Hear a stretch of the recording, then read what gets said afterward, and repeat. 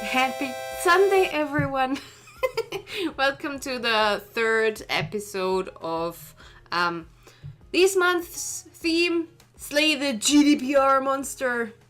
I will do it again with my desk knife. Pew, pew, pew. What a sound. So we've covered a few things of GDPR last week and the week before. We've talked about cookies. I've told you about privacy policies, and today the final topic of this month's theme, that's pretty difficult to say for a not native person, is checkboxes. And I mean, checkboxes is not technically something that's GDPR restricted. Of course, there are checkboxes out there everywhere, but why are they such a thing now within GDPR? So let me just quickly show you what I'm going to talk about today, which is obviously why checkboxes. Why am I even talking about this today? Be granular. What does it mean? And I will show you a bit how you can do this. So in general, I will just hop back and talk to you a bit about it. In general, checkboxes. So what GDPR wants from you, or wants you to do for the people that sign up for your email list, and in general for visitors on your website. As I've told you in the previous videos, it's very important that the visitors and your users and your clients can make a deliberate decision what they want you to do with their data. So it's important that when they, for example, sign up for your email list, that they do have the option what emails they get from you. So it's not GDPR compliant to say, sign up for my newsletter and you send them valuable emails and email marketing and information from third-party tools, for example, or third-party people. Ooh. Yeah, okay, sorry. So in general, it's important that they do have the option and the ability to decide what they are going to sign up for. So the bigger a company you are and the bigger your business is, of course, that can be way more distinguished. So you have to be, you have to give them options to say, I want to sign up for the value emails, but I don't want to sign up for the email like for pitches or something like that. Or you want them to sign up for your podcasts, but or they want to sign up to get information about the podcasts when you have them and when you send them out, but they don't want to get like emails about people that you're working with or offers from those kind of people. So you need to be really granular about what people sign up when they sign up for your email list. So that's why on a lot of pages at the moment, you will probably see quite a few checkboxes going on where people give you the option to say, I want this, but I don't want that, or I want both of that. So that's why you need the particular checkboxes. Something that also comes to mind right now is if you do Facebook ads, for example, you will need to ask people, and they need to give you their consent that you actually can use the information that they give you if they sign up for your email list and they haven't given you consent to get retargeted ads from you. So you cannot use them. That's why, for example, you will probably also find that the checkbox for people that want to, when they want to use your data for their retargeting, in ads retargeting, so you can get their ads, for example.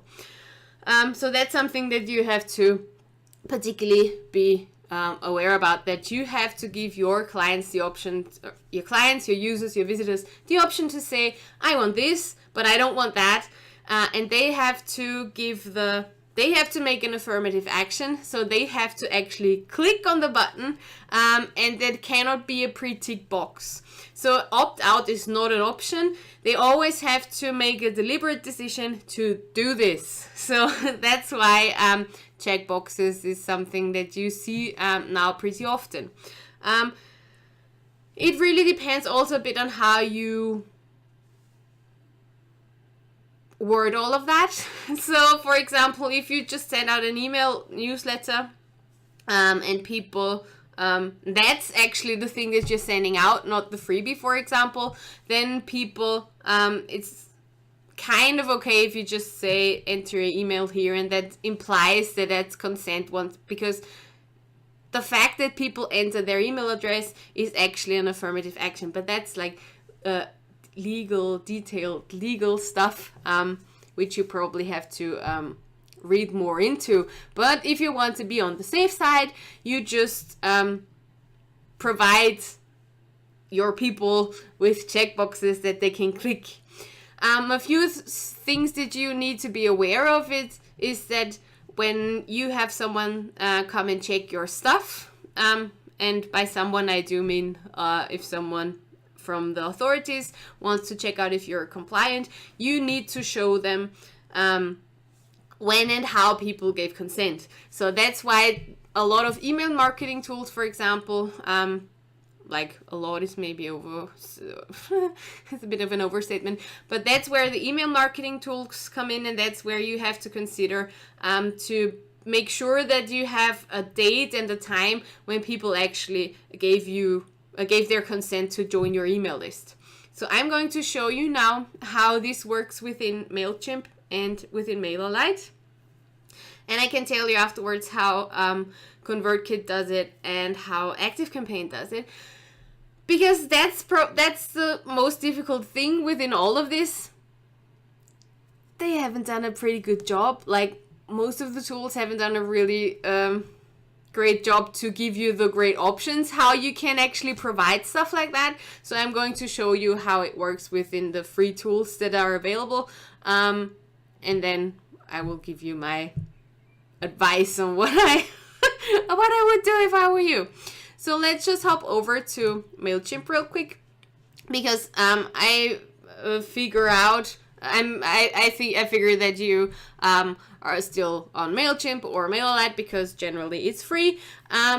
So you have to log in, then go to your lists, and I've created a test list right now just for you to see. So we assume that at the moment your form is not yet GDPR compliant, and you can see that because you don't have a GDPR tag right here compared to what it says here. So you have to click on your test list, and then go to settings,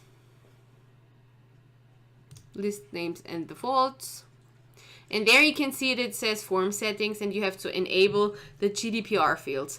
I'm going to there is no one in there. Let me just manage the contacts real quick and add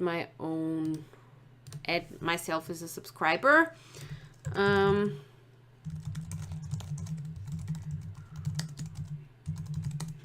So I haven't checked that, of course. So as you can see now, I'm going to overview.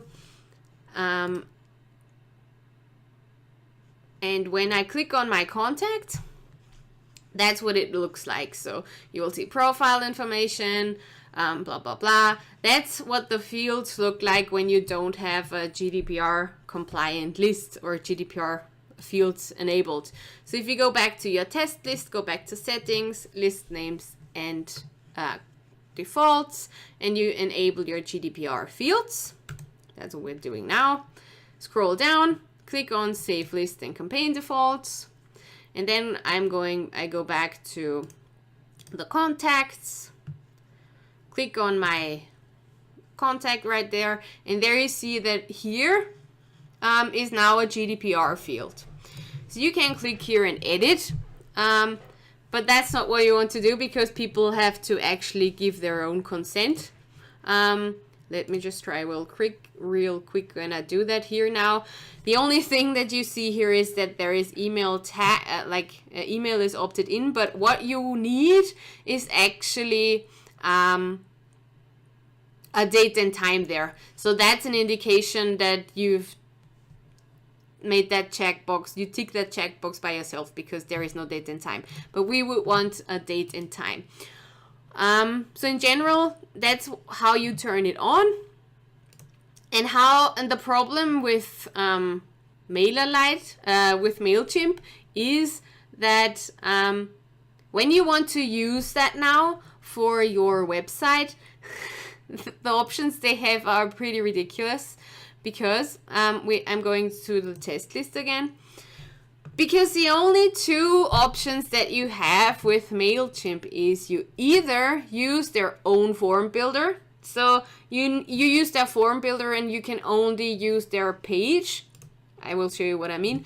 So we click on here, that's the sign up from the URL, and you will only be able to use that link, so that kind of page, that you can edit just a bit, but not really. So it's still hosted on MailChimp itself. So that's one option. Or you can use their pop-up, which is also really not pretty. So you click on subscriber pop-up, and not only can you use it with a pop-up, but you cannot use it with all of them. So you cannot use it with a slide pop-up, for example, that won't show up. You need to use the modal pop-up format for the GDPR compliant forms to even show up, which sucks, because the pop-up is also really ugly. You cannot change a lot here. You cannot even make the font smaller or the line height smaller or something. That's just what it looks like. And you have to either take the pop-up or this form page. So I can show you how I did it on my page now, for example. Because I used to have a form where you can actually sign up, because I could connect it to I could connect the DV form opt-in modules, for example, with MailerLite, but that doesn't work now because they don't talk to each other. So the custom fields, they don't talk to the GDPR fields within MailChimp, which is just really annoying. So what I did here I'm just using a button now, and I'm linking to the sign up page. So, and that's as pretty as it gets, because nothing more is really possible. Which, yeah, I personally find really annoying, but yeah. So once you've set that up, so you can either have send people to this form page, or you use their ugly pop-up. You cannot use their embedded forms because they don't, for whatever reason, don't ask me why, for whatever reasons, they just don't make it an option to do that. So that's one way that you can use the GDPR checkboxes here. So if you want to edit what is written in there, what will show up in that page, because you saw that it says email, direct mail, and customized online advertising. But for example, if you're not sending direct email, you can click on that area, and then you can go here and delete whatever it is that you're doing.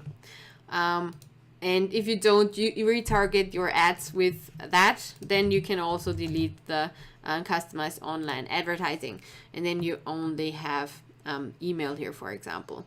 I personally, since I don't really send offers out, or since most of my emails, and I hardly ever send online like pitches, or I hardly ever sell sales emails, and when it's just one part of my email and most of the other stuff is just value, I am risking that and asking people just to join my newsletter.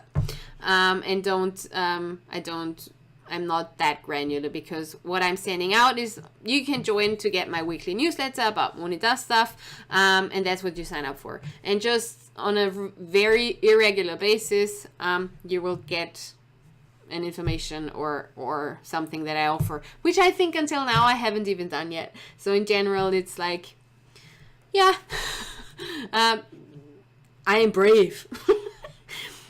You can change that part of the legal copy, but you cannot change that part. That's from MailChimp themselves. So yeah, that's one option. either when you use MailerLite, use their sign up form or their ugly pop-up, but you cannot use their embedded forms. If you use MailerLite, on the other hand, and I'm switching screens now, MailerLite does have the option to use their embedded forms with GDPR compliant forms, which is pretty damn cool. I was like so close to switching to MailerLite, but I think I just couldn't be asked in the end, and that's why I didn't. But when you go to MailerLite, you can click on forms. You can just create whatever form you want to create. I'm going to embedded forms right now because that's the fancy stuff that's happening. Create an embedded form, give it a name. I'm calling it GDPR test form. Click on save and continue. Loading. And then you choose whatever group you wanted to go to, because MailerLite works just a bit different with lists and groups and stuff. And then you click on settings, and here it says marketing permission fields GDPR compliant, and you can click on that one, and boom, that's where it will show up. And whatever you want to add here, you just click on the area. So you click on marketing permissions, you can change the copy, GDPR title, for example. And if you click on options, that's where you can add and delete all the options that you want to have, which is pretty cool. Yay! So once you've set up how you want to, you can then like have a custom success page and a confirmation checkbox. If you just have something, if you don't want to be as granular, for example, some people just use one kind of checkbox. But we're using the marketing permission fields, and when you're done editing all of the copy, you click on done editing. Obviously, that's a bit self-explanatory. Elaine, I think I think MailerLite is probably what you need for MailerLite if you want to use it is definitely a domain name, which you have because you do have your website made with Divi, I know that. So that's just, and you need to be able to have like an email from that domain. So that's pretty important for MailerLite, because for MailChimp you could eventually sign up with a Gmail address. As you saw that I did that, but you wouldn't be able to do that within MailerLite. And what's cool with MailerLite is that it's the way it works with its lists is just a bit cooler. So you can have one list and a few different groups. But with MailChimp, it's a bit problematic just because if you have 2 or 3 different things and people sign up for, let's just say you have 2 freebies, then people would eventually, if you set it up a bit not as ideally, I would say, you would reach a point where it's possible that you have the same person in 2 different lists, and MailChimp counts that as 2 people, even though it's 1 person. And with MailerLite, it adds all the people in one big list, and you can divide that into groups. I think I've heard it from others, like Bits, for example, thinks that MailerLite is more user-friendly, and you have to click on a lot of things in MailChimp to actually do what MailerLite is already doing a bit better. I think since MailerLite is a Lithuanian company, so the fact that they're in Europe is, considering GDPR, is pretty cool because it's different. They are pretty strict about transferring data outside of the EU, even though, so you just have to consider a few other things within GDPR so that you sign their data protection addendum kind of thing. So you need to contract with all the companies that you have data of your clients, that you transferred your clients' data to, and you need that from every company you work with. So since MailerLite is already in the EU, that's probably since you're in the UK, that's probably a good reason to eventually choose MailerLite over MailChimp. I really do like MailChimp just because I like how they present themselves. If I had to choose again now, I probably would go with MailerLite just because after working with MailChimp more, and the fact that they are just not really... The fact that I can't use an embedded form with my GDPR form is a reason for me to say, why haven't I used MailerLite before? Just because I find it a bit annoying to be restricted in that way that I cannot... They have the option to embed forms. They can even embed checkboxes in their forms, but they cannot embed checkboxes that talk to the GDPR forms, and that's just something I find really weird. Because from a technical point of view, that shouldn't be an issue to just connect those two and be able to use them in the embedded forms. I mean, MailerLite does that too, and that's how ConvertKit and ActiveCampaign do it too. So I'm like, why can't MailChimp figure that out? But that's probably a reason why I would choose MailerLite now if I would start over today. Okay, so enough of the talk.